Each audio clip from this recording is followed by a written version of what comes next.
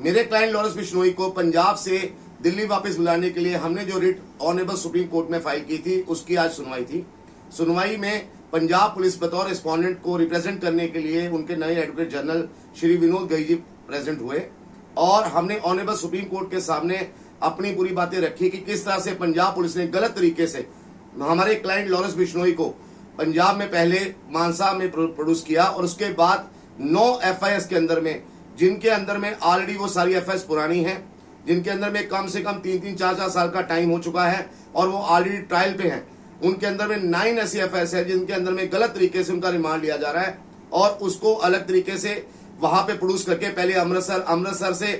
बटाला से होशियारपुर से मलोट, इस तरह से करते हुए उन्होंने 9 एफआईआर के अंदर में गलत तरीके से डिटेन किया हुआ है और उसको दिल्ली वापस बुलाया जाए, क्योंकि 267 सीआरपीसी का हवाला देते हुए हमने बताया ऑनरेबल सुप्रीम कोर्ट के सामने, जिसको उन्होंने अप्रिशिएट किया कि जहां से किसी भी एक्यूज को बतौर प्रोडक्शन वारंट ले जाया जाता है उसको वापस उसी जगह पे छोड़ना पड़ेगा। तो ऑनरेबल सुप्रीम कोर्ट ने हमारी सारी बातों को सुनने के बाद पंजाब पुलिस को लताड़ लगाई है और उनको पूछा है कि आपने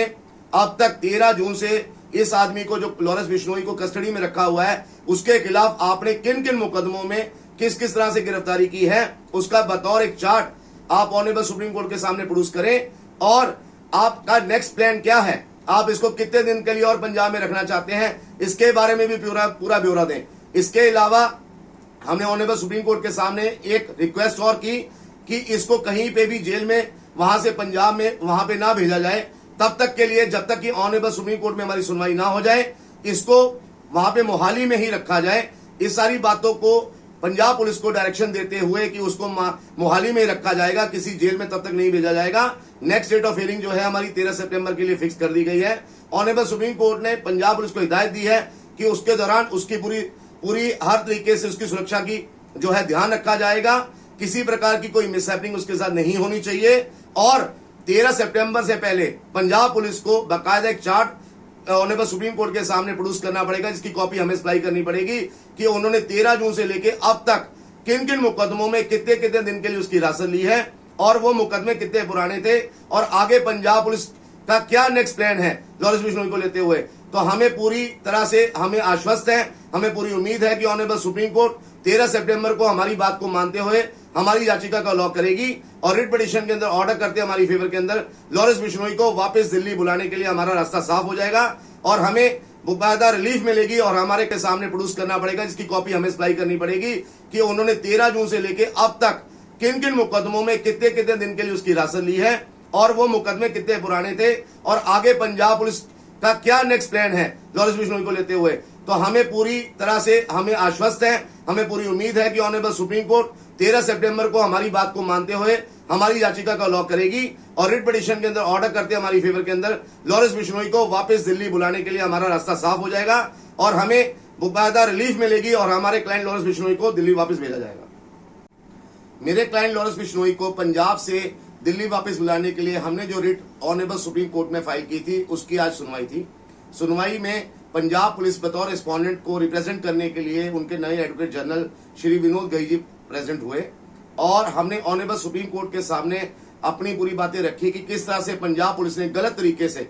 हमारे क्लाइंट लॉरेंस बिश्नोई को पंजाब में पहले मानसा में प्रोड्यूस किया और उसके बाद 9 एफआईआर के अंदर में, जिनके अंदर में ऑलरेडी वो सारी एफआईआर पुरानी हैं, जिनके अंदर में कम से कम 3-3, 4-4 साल का टाइम हो चुका है और वो ऑलरेडी ट्रायल पे हैं। उनके अंदर में 9 ऐसी एफआईआर है जिनके अंदर में गलत तरीके से उनका रिमांड लिया जा रहा है और उसको अलग तरीके से वहां पे प्रोड्यूस करके पहले अमृतसर से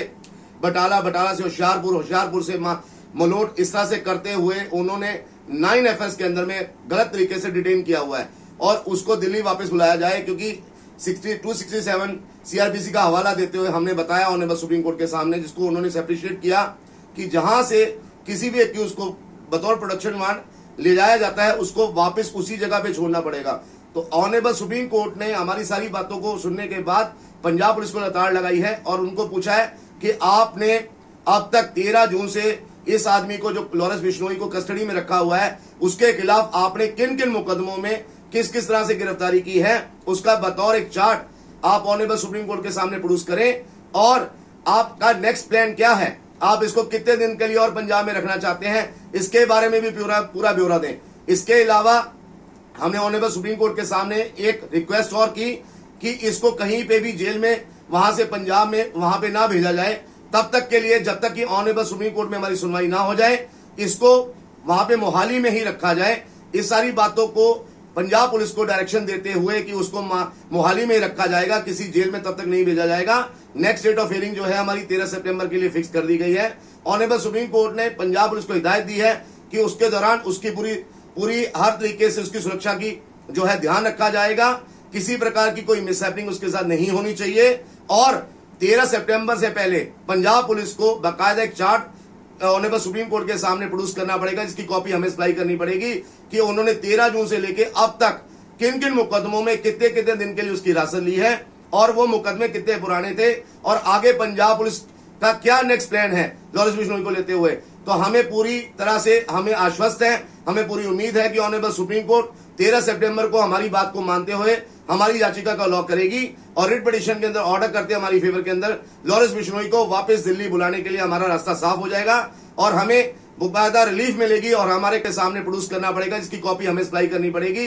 कि उन्होंने 13 जून से लेके अब तक किन किन मुकदमों में कितने कितने दिन के लिए उसकी हिरासत ली है और वो मुकदमे कितने पुराने थे और आगे पंजाब पुलिस का क्या नेक्स्ट प्लान है लॉरेंस बिश्नोई को लेते हुए। तो हमें पूरी तरह से हमें आश्वस्त है, हमें पूरी उम्मीद है कि ऑनरेबल सुप्रीम कोर्ट 13 सितंबर को हमारी बात को मानते हुए हमारी याचिका का लॉ करेगी और रिट पिटीशन के अंदर ऑर्डर करते हमारी फेवर के अंदर लॉरेंस बिश्नोई को वापस दिल्ली बुलाने के लिए हमारा रास्ता साफ हो जाएगा और हमें बाकायदा रिलीफ मिलेगी और हमारे क्लाइंट लॉरेंस बिश्नोई को दिल्ली वापस भेजा जाएगा।